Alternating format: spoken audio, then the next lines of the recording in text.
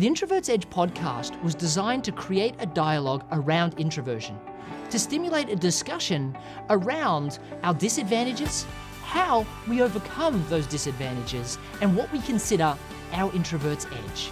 Together, we're finally going to confront the stigma around introversion, showing that we're not second-class citizens, we're just different, and we need to embrace that. Hello everyone, and welcome back to the Introverts Edge podcast. My name is Matthew Pollard, and as always, I'm your rapid growth guy. Now today I'm going to do something very different. See, I'm going to spend today focusing on showing you not only that you can sell as an introvert, but the exact process to follow to double your sales in the next 60 days. Now how I'm going to do that is I'm going to give you, as part of this audio, the first chapter of my first book, The Introvert's Edge. Now, my publisher hates me when I say this, but you do not need to buy my book to learn the sales process. What you need to do is listen to the first chapter that I'm going to give you in this audio recording. Because if you do nothing more than listen to that first chapter, firstly, I'll get you past your belief that you can't sell as an introvert and show you why you actually have the edge. And then what I'll do is I'll outline the 7 steps to a successful sales process. If you do nothing more than look at what you currently say and fit it in to those 7 steps, firstly, you'll realize there's a bunch of things that don't fit. Throw that out. You shouldn't be saying that to customers. Then you'll realize there's a whole bunch of things out of order. Fix that, and then you'll realize there's some gaping holes. Fill those holes in. If you do just that in the next 60 days, you will double your sales success. See, I don't want you to have to buy my book to get this success, and that's why I'm going to let you listen to this totally for free today. My book, though, is in 16 languages and has sold over 75,000 copies, and I only tell you this so that you know that this system in this first chapter will work for you. So let's get into the first chapter and let me break down the 7 steps to the sale for you. Remember, have your pen and pad out or be ready to write them down, as well as be ready to believe that you as an introvert can outsell your extroverted counterparts, hands down. Okay, let's get into the audio. Chapter 1. When introverts fail at sales. In the modern world of business, it is useless to be a creative, original thinker unless you can also sell what you create. David Ogilvy, Confessions of an Advertising Man. Alex Murphy's dream come true was fast becoming a nightmare. With financing from 2 family members, he had set up his own videography studio. Professional-grade cameras, cutting-edge software, boom mics, an impressive roster of talent, Golden Arm Media had everything going for it. Except sales. As the owner and face of the business, that fell to Alex. Unfortunately, like many people who begin with subject matter expertise and then create a business out of it, he didn't have a knack for sales. In fact, as an introvert, he kind of hated it. After junior high, he had developed a pronounced stutter, resulting in a lack of confidence. Since he was already somewhat shy, this only increased his natural aversion to casual conversations with strangers. His discomfort with social situations persisted through high school and college as well. Fast forward a few years to Alex starting his videography business from scratch. It wasn't an established business with an existing customer base. He didn't come out of another business with a portfolio of client projects or an extensive network of people and businesses to tap. He had to build his client roster from the ground up. So if we're taking inventory, a natural introvert with a stutter, made worse during times of stress, with an aversion to creating small talk, a natural trait of introverts, a skewed self-perception and the lowered self-confidence resulting from it, who faces the challenge of forming new relationships that comes from all those factors, puts himself in a situation where his livelihood depends on being able to sell intangible services to complete strangers. Sounds like a recipe for disaster, doesn't it? It was. When he got on the phone or in front of potential clients, he didn't know what else to talk about but videography and business. If they tried to make small talk or if they happened to share something personal, Alex would just simply clam up. There was a long, unnatural pause while both sides figured out how to get out of the conversational sand trap they'd somehow stumbled into. We often say people do business with people they like. Having spent hours with Alex myself, I know he's a likable guy. But in a sales situation, he had a hard time getting over the hurdle of creating basic rapport with the potential client, much less establishing the necessary trust to persuade them to buy a customized professional service like videography. So sales sucked. The problem with introverts. We introverts live in a world, or at least in Western culture, that looks up to people who act like extroverts. We often describe the leaders we admire as outgoing, charming, and charismatic. Successful people look and act extroverted. Therefore, extroverts are the people we believe we should model. That doesn't work for introverts like you and me. It goes against who we are, how we're wired, and how we think. Sure, we can pretend to be extroverts and learn the tricks that mask our introversion, but at the end of the day, we can't escape our DNA. Asking a hardcore introvert to get excited about working the room is like hiring a performing artist to get excited about accounting. It's just not in their nature. Carl Jung defined introverts as being inwardly focused, while extroverts are outwardly focused. In another explanation, he described how these two types of people draw their energy: introverts from being alone, extroverts from people. In practice, that means an introvert can spend energy networking a crowd or performing for an audience, but we recharge our batteries primarily from being alone. Extroverts, on the other hand, can work in isolation, but they recharge from going out with a group of friends or being in a crowd of people. Take me, for example. I may look like an outgoing extrovert on stage and afterward while staying for questions or workshops, but once I get home, I turn my phone off and TV on, sit by myself for a few hours, no other lights or noise, and zone out to recharge my batteries. While I love helping people, the act of interaction depletes my energy. Contrast this to some of my extroverted colleagues who get a rush from being on stage and then look forward to spending a night out in the town. Speaking directly to Alex's situation, those who've studied introversion point out that we often hate chit-chat and small talk, preferring to talk about things that matter or meaningful conversations, as many put it. Who cares about who won the game last night when you're there to get a job done? One telltale trait of introverts is what some experts call reflecting internally. It means that introverts do a lot more thinking before they speak. I have one coaching client who often takes so long to answer a question that we had to switch to Skype so I could tell the difference between him thinking and the call dropping. Extroverts, on the other hand, more commonly just think out loud. For us, though, our aversion to small talk comes across as being awkward, shy, uncaring, antisocial, or downright rude. We're not. That's just how it looks. Alex, however, didn't see himself as any one of those things. In his mind, he was just getting down to business. That's why he was there, after all. He didn't quite know what to do with clients talking about their child's recital or their plans for the weekend. Those things were ultimately inconsequential in a meeting about videography. It was almost as if Alex was trying to have one conversation while the person on the other side of the desk was having another. Getting through the sales meeting often became an awkward dance for both parties.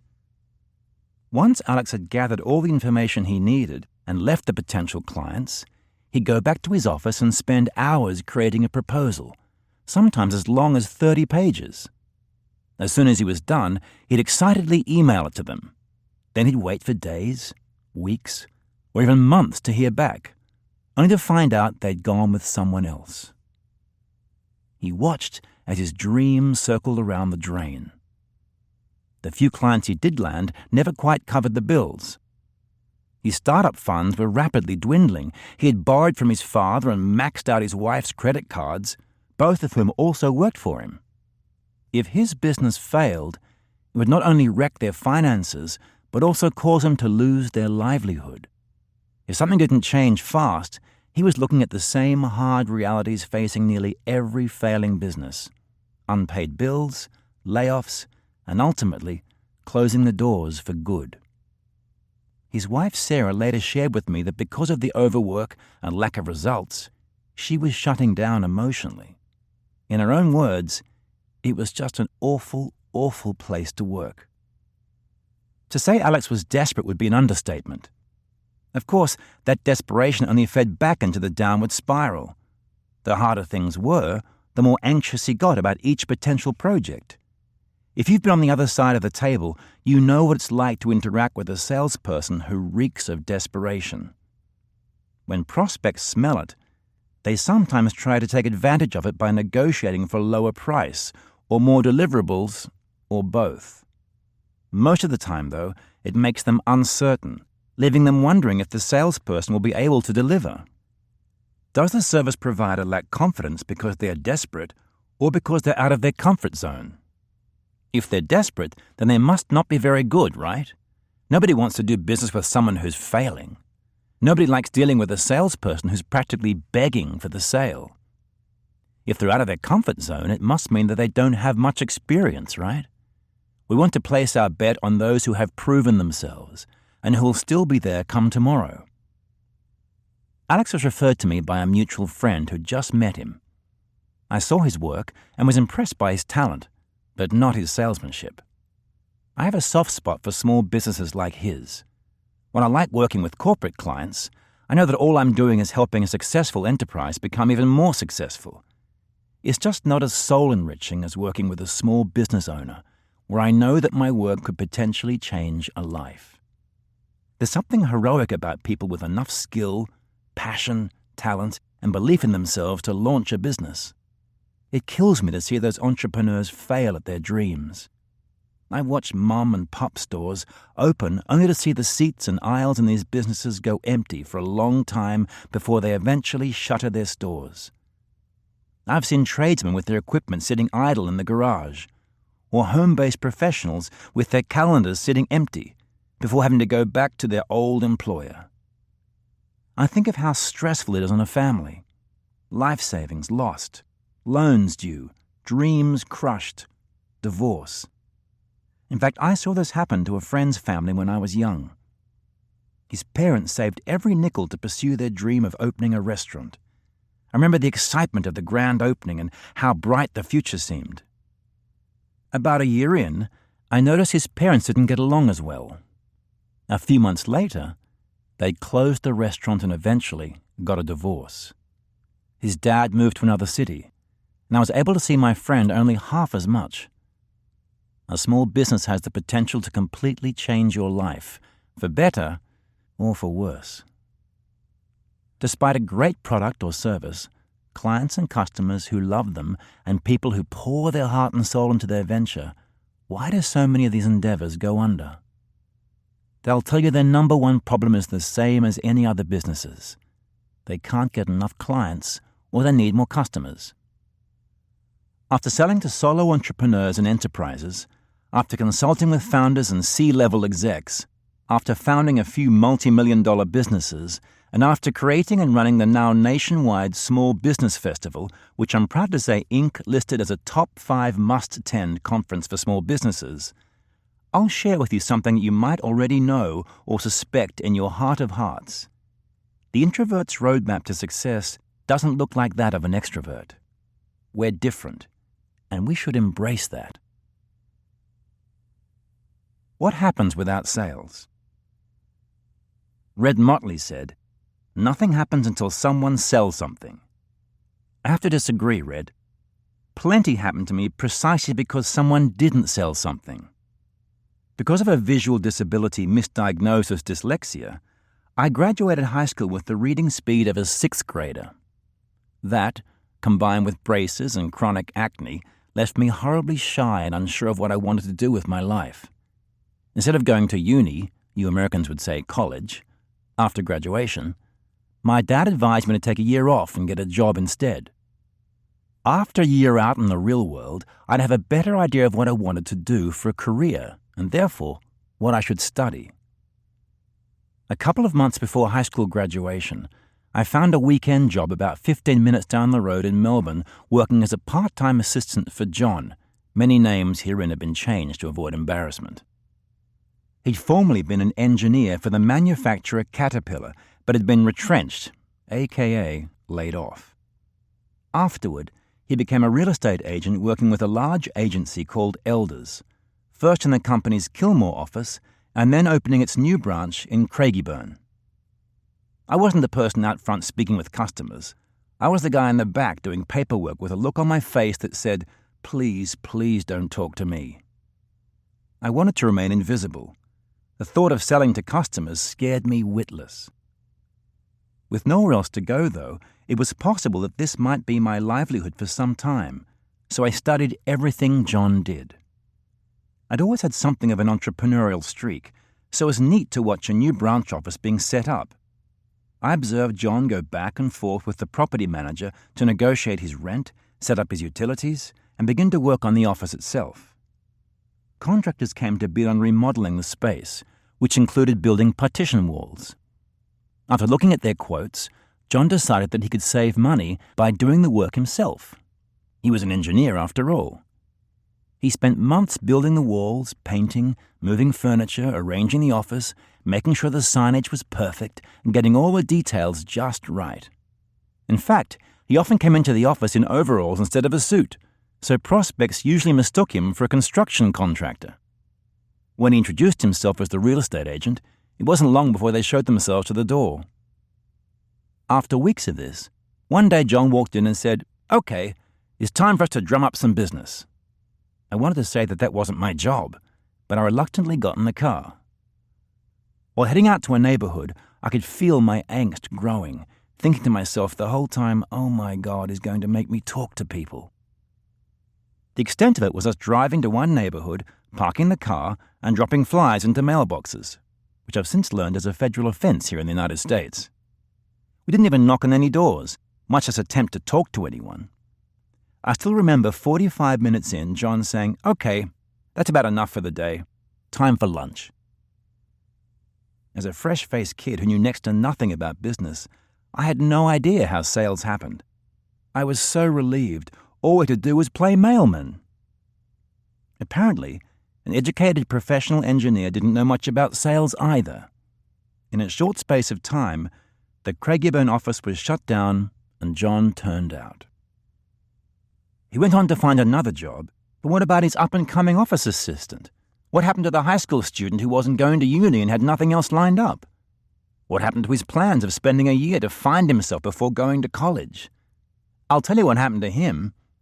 He was left with 0 ideas, 0 contacts, 0 skills, and 0 options. That's what happens when your livelihood depends on someone else, and that person fails to sell. The result? People get hurt and dreams die. The myth of the salesman. Looking back, though, I can easily see now why John failed. He simply wasn't a salesman. He was a typical engineer, an introverted, analytical problem solver. Nothing he learned could have possibly prepared him for selling real estate services to homeowners. Going out to meet new people and drumming up business was simply not in his nature. It's not that he wasn't smart. Obviously he was. He wasn't lazy. But rather than focus on sales, he focused on doing things he was already good at. You could say that he was trying to save money by doing the work himself, but the truth was he hid from doing something that made him uncomfortable. Instead, he did what we all tend to do, gravitated to what he knew well. What's more, for introverts, the thought of selling their services isn't just unpleasant, it can be downright terrifying. Many of the introverts I work with can relate. They like doing what they're good at, and they hate doing what makes them uncomfortable, as do most people. So they concentrate on the work. Business owners often go into business for themselves because they're great at their functional skill. Lawyers start their own firms because they know the law. Electricians start their own electrical contracting companies because they're good electricians. IT professionals start their own consultancy business because they're proficient with a specific platform. But just because you're good at something, or even great at it, doesn't mean that customers will automatically show up at your door. Even if you put your money into advertising, usually not the best solution to your sales problem, you still have to speak to people when they walk in or call you up. Marketing may turn up an interested prospect, but there's still a gap between the customer knowing what you do and actually wanting to buy from you. You still have to sell. Of course, the problem is that lawyers, electricians, and consultants aren't salespeople. They're lawyers, electricians, and consultants. To them, sales is something done by salespeople. These smart people can learn how to balance the books, like a bookkeeper would, how to hire and train employees, like a human resources professional would, and how to address customer service complaints, like a customer service representative would. But for some reason, these same brilliant business owners don't think they can be taught how to sell, like a salesperson would. That's because they believe that learning the law or electrical maintenance is a skill, whereas sales is a personality type. To be successful at sales, you have to be charismatic. You have to be outgoing. You have to know how to schmooze and how to work a room. You have to be likable. Sales is something where you either have it or you don't. That's the myth so many introverts buy into. They give up on sales before they even begin. They think that because of their personality, they're not good at selling. So instead of learning how, they plow their time and effort into getting better at their functional skill and pour money into advertising, hoping those two things will somehow magically close the gap. Build it and they will come may work in the movies, but if that's your strategy in business, you're just counting the days till you close your doors. Here's another myth. What's the number one problem small businesses cite time and time again? They'll tell you it's finding customers. However, after working directly with so many entrepreneurs and professionals in industries from writing to real estate to personal training, what I've discovered is that finding customers isn't really the problem. Business owners often have their head in the sand. They don't want to meet people, to network, to attend events, to get on the phone, or to set up meetings. They don't see the value in contacting past clients for referrals, and they have trouble qualifying leads and recognizing the ones with the most potential. It doesn't matter if you're the best voice coach on the Eastern Seaboard. If no one knows it, how can you expect to sell to them? These small business owners and entrepreneurs climb most of the mountain only to let their dreams die a few feet from the peak. The problem is sales, but it's so easy to fix. Working directly with thousands of business owners, salespeople, entrepreneurs, and professionals has taught me three truths. 1. Sales is a skill anyone can learn. 2. Anyone can create a sales process. 3. Armed with these two facts, introverts make the best salespeople. People go to school for years to become doctors and lawyers, coming out of grad school hundreds of thousands of dollars in debt. I used to tell my sales staff if they could devote just 2 weeks to learning my basic sales system, they could make 6-figure incomes without the time and without the debt. Frequently, I saw the "this sounds too good to be true" looks, or heard, "how can you be so sure this will work for me?" Here's how I removed their doubt. Knocking on 93 doors. When John was forced to close the doors of his real estate business, I didn't try to figure out why the business had failed. I was too worried about what I was going to do. Here I was, just graduating high school, and I had no life plan. How was I going to make money? Never mind start a career. They say necessity is the mother of invention. It was with me. John's failure as a real estate agent left me with no job and no prospects just weeks before Christmas. While the rest of my friends were celebrating their holidays, I was desperately hunting for something, anything, to provide some sort of income. In Australia, Christmas falls during the middle of summer, so it's summer vacation and the Christmas holidays all roll into one. From the middle of December to about the middle of January, anybody of importance is on vacation. Therefore, getting any kind of decent job during this time is next to impossible. My choices were quite slim. I'd already put off going to college, and there was no way I could tell my father, who was working 80 hours a week himself, that I didn't have a job.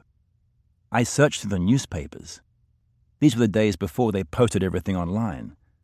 The one and only job I could find was a door-to-door salesman. The prospect of working one of these positions would make most people feel dread. For me, it was downright terror. I didn't like talking to people any more than John did. Years of feeling like the slow kid at school had eroded my self-confidence to nearly nothing. I was made fun of for the colored glasses I wore to correct my Erlen syndrome. As mentioned earlier, it's a visual processing disorder often misdiagnosed as dyslexia. And for my awful acne. I remember one day while playing basketball, the ball hit me in the head, popping one of my pimples. The ridicule hurt more than the hit. For a shy kid with a learning disability, disfiguring acne, and braces, having my only job option be walking up to complete strangers and trying to sell them phone plans, that was the stuff of nightmares. I didn't have the oversized personality of those natural salespeople we all imagine. I couldn't turn on the cheer and charm the moment I walked through a prospect's door. Back then, it was hard enough to rally my confidence to take the initiative in a group of friends, much less with a stranger. On top of that, I didn't have the mindset for sales. Despite my entrepreneurial streak, I didn't come from a family of outgoing entrepreneurs. All the parents in my working-class neighborhood went to work, punched a clock, and came home. Going out to find new customers was almost a foreign concept to me. In short, I was the absolute last person you'd expect to make a career out of sales. But I had no choice. I had to do it, and that meant figuring out how to sell, even if I had none of the ingredients to be successful in sales. This particular sales company was one of those commission-only places. My manager used to say that they threw mud against the wall and waited to see who would stick. Not much fun if you're the mud. Because I showed up in a suit and tie, I was immediately put into the small business sales group. Sales training consisted of 3 days where we went over the different telecom products and packages Ozcom sold. After that, my supervisor told me to go out and sell. That was it. No coordination, no hints, no help, just go sell. I fully expected that every store I went to would tell me to get out or go to hell. That being the case, I thought it'd be easier if I went to where there were a lot of shops. That way, I wouldn't have to constantly get in and out of my car. When I was kicked out of one store, I wouldn't have far to walk to go into another. That's why I picked Sydney Road, a kind of nearby main street. I parked at the end of a row of shops, stepped out of my car, and looked at the dozens upon dozens of businesses. There I was, in the only business attire I owned, which had landed me a business sales position. A black polyester suit so cheap it shone in the sun, an awful lime green shirt, and a bright red tie. I stood on the curb looking at the long row of shops, all of which already had phone plans. I swallowed, walked up to the first one, and had my hand on the door handle when the realization suddenly dawned on me. I had no idea what I was supposed to say. They'd taught me about what I was selling, but they neglected to teach me how to sell. 92. That's how many times I was told no, get out, not interested, or my personal favorite, go get a real job. 92 times I was outright rejected. 92 times I had to swallow my anxiety and try to put on a smile. 92 times I walked out thinking, what the hell am I doing with my life? Finally, near the end of the day, I walked through door number 93 and sold a telecom plan. I was ecstatic. I'd finally made a sale. I walked out of that door with my head held high, already mentally spending my $70 commission, until I had a horrible realization.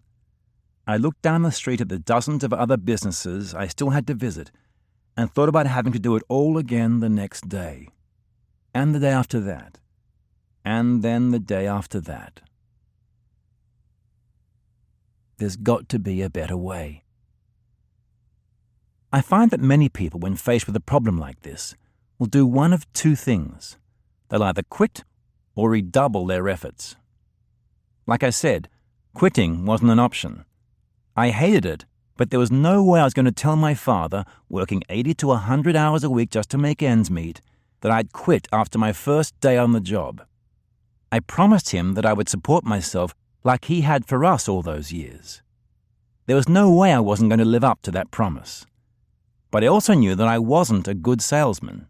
Just buckling down and working harder wasn't going to cut it. There had to be a better way. I had to find a way to make it work. Now, most people might pick up a sales book to get some ideas. For me, books were torture. As I said, because of my Erlen syndrome, I'd graduated with the reading speed of a 6th grader. It would take me months to get through just one book, and I didn't have that much time.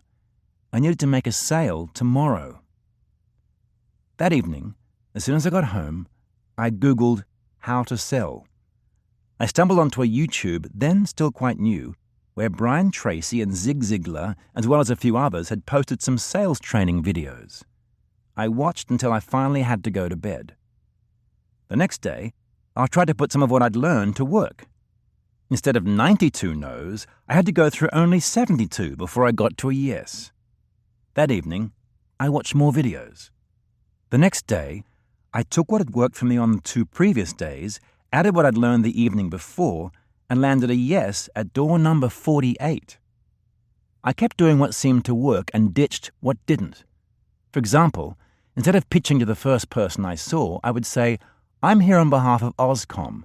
We're trialing out a new savers package in your area. Are you the right person to speak to?" That way, I was talking to the real decision maker instead of getting thrown out by a cashier.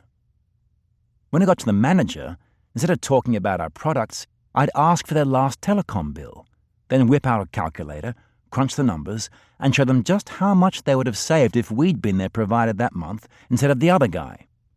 Soon, I had a sale at 1 in every 10 shops I went to, and then 1 in every 5. That is, I went from a 1% success rate to 20%.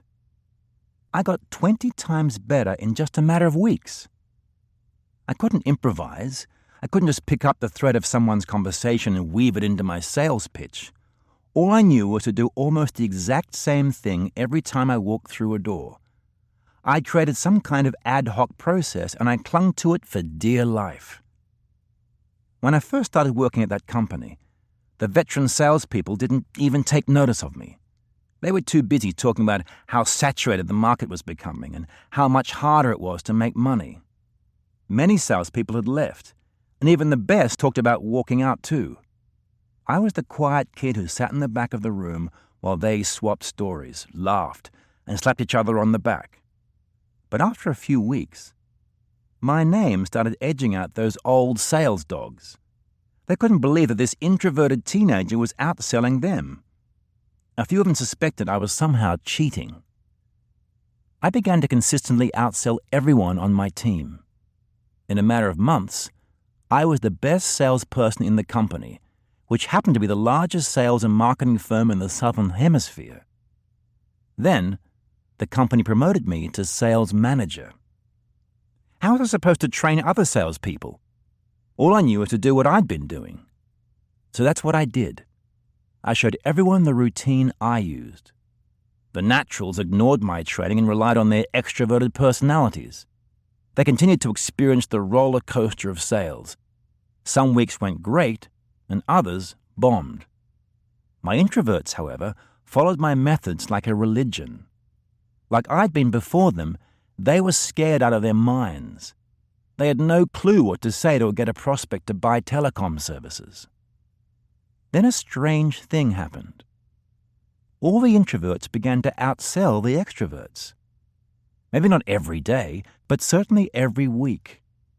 An extrovert may have outshone an introvert from time to time when they're at their optimum, but week after week, month after month, the introverts beat their gift of the gab counterparts hands down.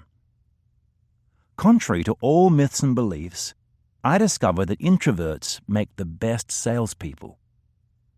Here's what I didn't know then. Extrovert sales are directly connected to their personality and even their mood. When everything around them is going great, they sell well. But throw in stress or negativity in their personal life, such as a fight with a friend or while planning their wedding, and it derails their sales. Introverts, on the other hand, just rely on the system. Regardless of how they feel or what's going on around them, they stick to the plan and repeat their results sale after sale. Of course, introverts experience the same stresses as their extroverted peers. I remember many morning meetings when my introvert team would share their fights, plans, or worries, but then they'd go out and achieve the same results they had on the days when everything was going well. Alex becomes a sales powerhouse. Like Alex Murphy. Fast forward more than a decade after my door-to-door sales job. After working with thousands of salespeople and business owners, I'd streamlined my process. I had a secret for turning any introverted, shy, or didn't get into business to be a salesman type professional into a high-performing sales consultant. I didn't originally create it just for introverts, but I found that introverts naturally gravitated to it. I also found that quite a few business owners are naturally introverted, particularly those who own service-based businesses. They didn't go into business to sell. They simply wanted to earn a high income doing what they loved, how they wanted to, when they wanted to, in a business that revolved around their family and their life, not the other way around. Now that I know the numbers, it shouldn't surprise me. Studies in the United States show that natural introverts make up 1/3 to even 1/2 of surveyed populations. And culturally, America is one of the most extroverted nations in the world. Finland is the least. But here's something even more interesting. Of those surveyed, more than half consistently self-identify as introverts. In other words, there are plenty of people who aren't naturally introverted, yet believe they are. When I helped Alex create his own sales system around his introverted personality, it clicked. I didn't try to teach him sales gimmicks, to be pushy or aggressive, or how to use verbal jujitsu to trick his clients into buying. I simply gave him a series of tasks, a checklist, if you will, that made intuitive sense. Instead of trying to make Alex act like an extrovert, an impossible task and one that would have made him feel insincere, I helped him create a routine that worked with his analytical, stay-on-topic mindset. More important, I helped him understand how to continually improve that routine. It would be useless to give him something that worked only for the size of his business at that moment or for only one type of client. In any company, as it grows, changes, and evolves, the types of clients and projects change too. If I'd taught Alex to pitch only to freelancers needing testimonial videos, for example, he wouldn't have been prepared to do program videos for Ryan Moran, one of the biggest internet marketers in the industry, or training videos for tech giant Oracle, both of whom are now his clients. You need a system that can adapt as circumstances change. For starters, I taught Alex about the importance of establishing rapport with prospects. Instead of going straight down to business, Alex had 2 or 3 generic small talk topics handy. Let's stop right there. That might sound like the exact opposite of what I said just moments ago. We introverts usually dread chit-chat, and as you've already seen, Alex was no exception. Being spontaneous and opening up, even a little bit, is like pulling teeth. But that's a difference with what I did with Alex. We took the spontaneity out of it. He doesn't have to think of something or try to find a picture in the client's office to ask about, or to go along with whatever the prospect throws out. By rehearsing 3 different topics, Alex doesn't need to be spontaneous, nor does he have to wait out those long pauses while he and the potential client find their verbal footing. He now goes into a meeting already prepared to initiate, and more important, control the small talk. Establishing rapport is no longer a chore or a necessary evil. It's a to-do, a task that Alex is relaxed and prepared for because he already knows how the routine goes. Ever met a comedian in everyday life? Most aren't nearly as funny as they are on stage. Up there, they've practiced until their jokes come across as natural, with a lot of preparation to make it seem like that. For me, my routine became just pushing the play button. Wow, so glad I made it on time. Traffic was a nightmare. How long does it usually take you to commute home from here? I'd continue through my routine, hitting pause at the appropriate moments, and when done, pull out the paperwork to sign the sale. I sometimes pictured myself as the robot from Short Circuit. I just selected the right program and typed execute. Like a computer, it ran virtually the same way each time. I do not, however, want you to simply rehearse lines like a robot. Ever see the Andy Griffith episode, Emmett's Brother-in-Law? Handyman Emmett Clark owns a small repair shop and is quite content with his life. That is, until his brother-in-law, a successful gift-of-the-gab insurance salesman, comes for a visit. Emmett's wife pressures him to quit his shop and become an insurance salesman too. The brother-in-law makes Emmett memorize the same spiel he uses. Emmett tries to sell to a couple of Mayberry residents by reciting the speech but completely bombs. The episode ends with Emmett's wife finding him back at his workbench, happily repairing a toaster. Emmett didn't fail to sell because he was bad at sales. He failed because he was forced into delivering a speech that wasn't authentically him. It just didn't work. I didn't give Alex lines to rehearse. He decided what topics of small talk worked for him, and then he practiced his delivery of them until they were second nature. That's a crucial point here. I'm not talking about you memorizing lines like Emmett's brother-in-law did, but rather helping you create verbal sales tools that you can select and expertly wield in any given situation.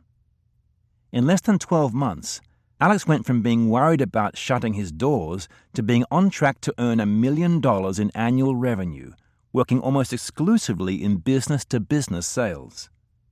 Today, selling is no longer a necessary evil, but believe it or not, an enjoyable part of his business. 7 steps to the introvert's edge. Here's the advantage in sales we introverts have over our extroverted peers. We don't rely on our personality. In the absence of natural talent, we have to rely on a process, and in the long run, process beats personality every time. In presenting my sales process for introverts, I won't pretend that I've created some revolutionary system. If you're a student of sales literature, you should recognize nearly every insight and piece of advice I present. People have been selling for millennia. People have engaged in sales as a profession for at least a century. I'm not even going to give you a sales system, really. I'm giving you the framework to create your own. And that's the beauty of it. With the principles I lay out on each step, coupled with insights and advice created from an introvert's perspective for fellow introverts, you will have the tools to create a sales system that works for your unique business, that you can tailor to your particular clientele, products, and services, that can evolve and adapt over time, and most important, that is authentically yours. Let me give you one word of caution. Doing sales this way doesn't work 100% of the time. Nothing does. You will have weird customers or odd situations. Even when you perfected your process, you'll never get every single sale. Our realistic goal is to create a system that can routinely lead to a successful outcome in roughly 80% of your sales situations. In other words, the vast majority. We're not aiming for perfection, but progress. Before we dive into the 7 steps, though, let's look at it from the 30,000 feet view so you can see how the pieces fit together. First, establish trust and provide an agenda. People don't care how much you know until they know how much you care. It's a cliche, but it also happens to be true. One of the reasons How to Win Friends and Influence People is an enduring classic is because of how timeless Dale Carnegie's advice is. Start by connecting with the other person on a personal level. Even the smallest emotional connection can be enough to help your client let down the defenses and see you as a person, not just a hungry salesperson. If a prospect doesn't trust you at a basic level, then they won't trust anything you say. Without trust, you have nothing but an uphill battle. Once you've got rapport, you need to chart the course. I once worked with a veteran salesman who was good at establishing an initial rapport, but after that he would get straight down to business. Have you ever been in a class or a seminar where you had no idea where the person at the front of the room was headed? It sounded like they had a point, or at least getting to one, but time just seemed to drag on and on. People like to know where a conversation is going, especially in a sales meeting. I teach people to lay out a simple roadmap. You need to tell the person on the other side of the table or phone why you're about to ask them a barrage of questions and how it's going to help you help them. It sounds simple, but I never fail to be amazed at how much of a difference it makes for the other party. When they understand even a rough agenda of the meeting, they often visibly relax. They can sit back for a few minutes, knowing you're behind the steering wheel and that you have a plan. And when done well, they understand that what you're asking is designed to help them, so they're happy to answer in depth. Second, ask probing questions. It's difficult for us business owners to see ourselves the way new prospects see us. We understand what we sell. For our potential clients, though, we're just another commodity trying to make a buck. Despite plenty of advice to the contrary, most salespeople go into a meeting and in so many words say, "This is what I sell. Do you want to buy it?" And if that's what professional salespeople do every day, you can imagine how much more often this crime is committed by business owners and self-employed professionals, especially those who are introverts. Don't tell them what you sell. Instead, have a list of questions ready to help you find their pain points.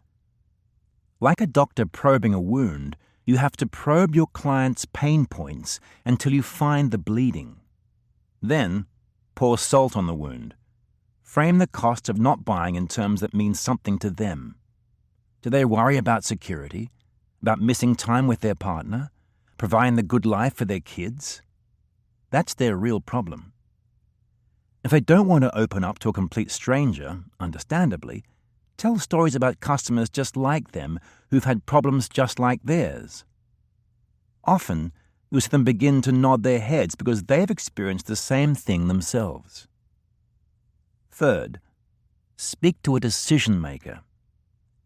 Have you ever been in a sales situation where the person was nodding along to your every word? Where you thought, "Wow, this is going great, I've got this one in the bag." And when you were ready to sign, the person said, "Oh no, I can't make this decision. I have to speak to my husband, wife, boss, investor, partner, committee, etc." I have, far too many times. It's so frustrating to get your hopes up, only to have cold water thrown on them when you realize you're not even speaking to the right person.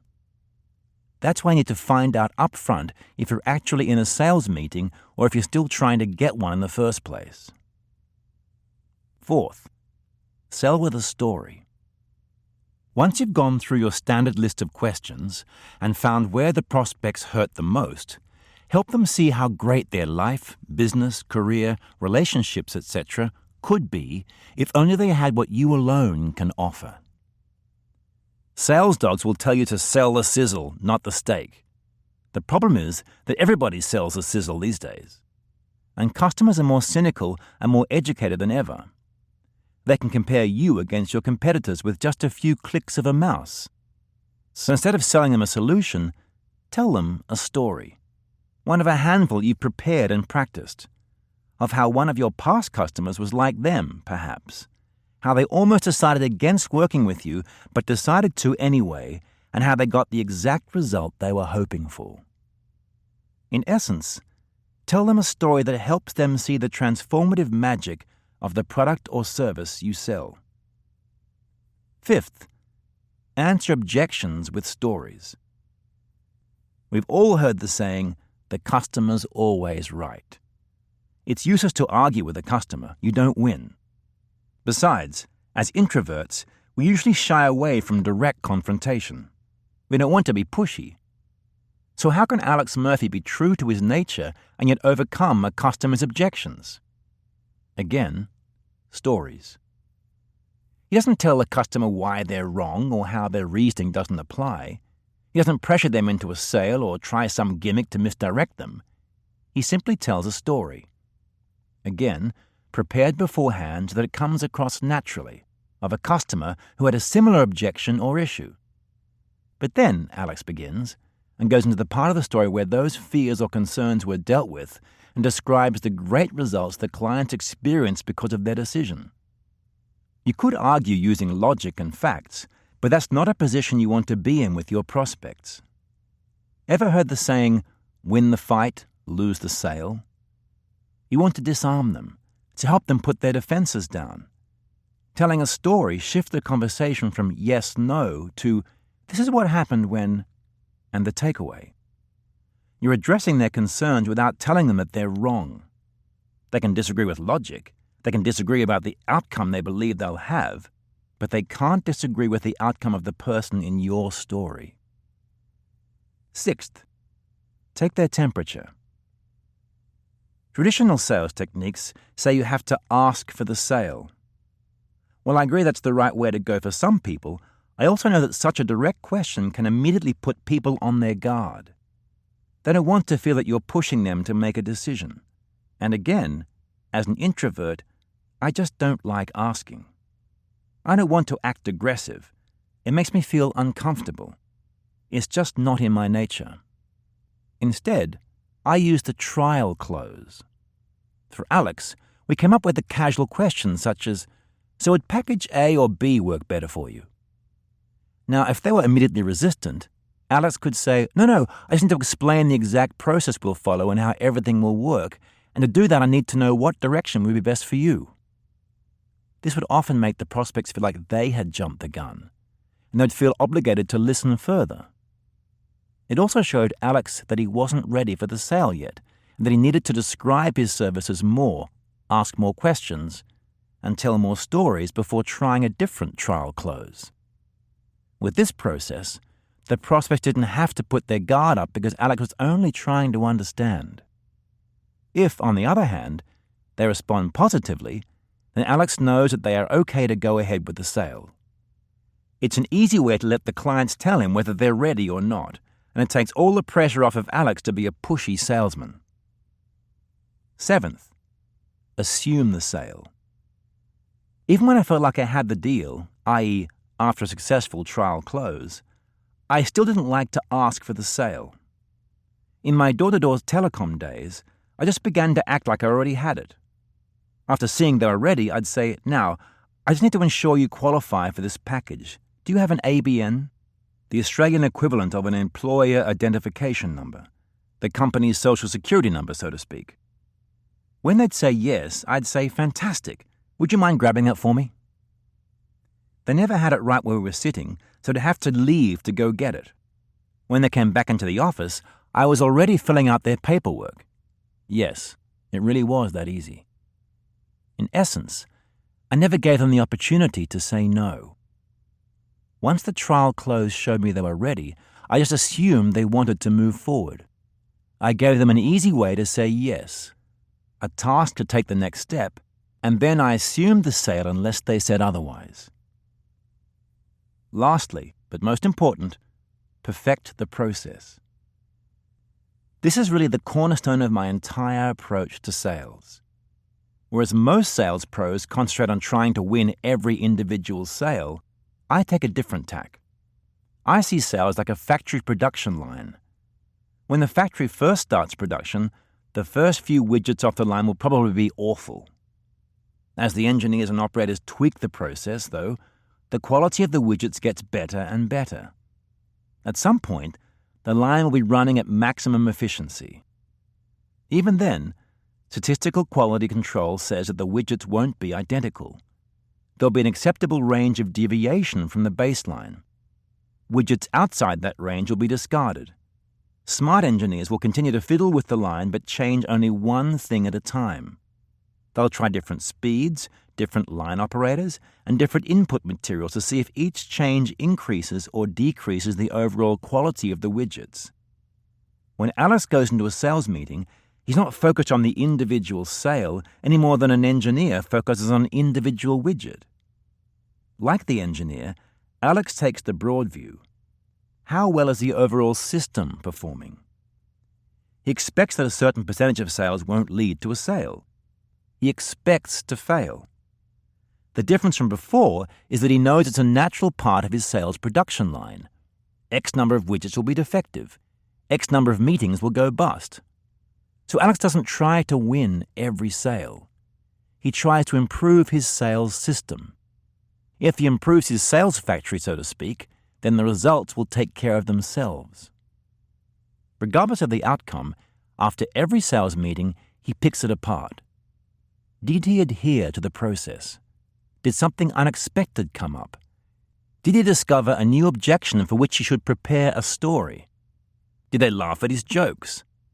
Does he need to practice the delivery of a certain line? How did the prospect seem to react to X, Y, and Z? If he tried something different this time, did it seem to pay off? He's constantly experimenting and improving his sales process. Better yet, it takes the pressure completely off of him. He's just experimenting. Sales is no longer a reflection of his personality. It's an external process. No wonder he's about to hit $1 million in sales. More important, though, he's got his confidence back. He's not worried about whether or not Golden Arm Media is about to close its doors. He's living his dream. But it's one thing to get people to buy a telecom plan costing hundreds of dollars or a professional service costing thousands. I want to show you how two tech entrepreneurs are using my approach to talk venture capitalists into investing millions into something that doesn't even exist yet. Okay, everyone, so that is the end of the first chapter. Now, I hope you've taken great notes on the exact process that you can follow to double your sales in the next 60 days. Now, on top of that, I hope you now believe that you can sell as an introvert, because I know that introverts make the best salespeople. And I'm not making this up. Like Zig Ziglar, the most well-known sales trainer in the world, was an introvert. And if you go to the global gurus list of top 30 sales professionals, while I'm honored to be on that list, there are so many other introverts that I know that are also on that list. So break down those barriers and know that you can sell successfully as an introvert. Now, if you would like to read the rest of the book, then what I will do is I will put a link in the show notes to where to get the book on Audible, where to get the book on Amazon. I will even give you a link if you're in the United States to allow you to get the book shipped directly from me. I managed to get a great deal from the publisher, so all you've got to do, I will give you the book for free. You've just got to pay the shipping and handling fees. All those links are below in the show notes, so make sure you pick up a copy while stocks last. But for today, if all you're doing is listening to this podcast episode, which I believe is all you need to fix your sales process for good, then I hope you've learned what you need to learn. I look forward to seeing you on the next episode. Cheers, everyone. And remember, if you're loving this podcast, please post a review, please subscribe so I can make sure that you get more of this great content. I'll see you all soon. Cheers. I'm Matthew Pollard, the author of The Introverts Edge. I'm on a mission to empower introverts to be proud of who we are. For too long, us introverts have had to deal with the stigma that we just can't be as successful in business or in sales as our extroverted counterparts. All the books and literature out there are just all about bulldog sales techniques and a process that's just really built for extroverted people. We're different, and we need to embrace that. For the first time, you'll learn a process of selling that you can do as an introvert, a process that feels authentic and comfortable. You will learn how to be successful in business and in sales on your terms. Now, in sales meetings, instead of going and talking about our process and the quality of our work, I focus on telling these empowering success stories from actual clients. I didn't realize that I instinctively shied away from sales. I didn't want to be a salesperson. My closing ratio has gone from 15% up to close to 80%. We nearly quadrupled the number of meetings set with clients. The goal is that you'll listen to some amazing stories of people just like you that have transformed their businesses and their sales careers. You'll see yourself in these people and you'll know it's possible for yourself too. I've been fortunate to receive some endorsements from some exceptional introverts like the founder of UGG Boots, Brian Smith. Your book was a great revelation to me about me. They've shared with me how much they resonated with the stories of these real people and how they transformed from people that had no business being in sales to being sales masters. The Introvert's Edge is going to destroy all those barriers that you have around whether sales is possible for you.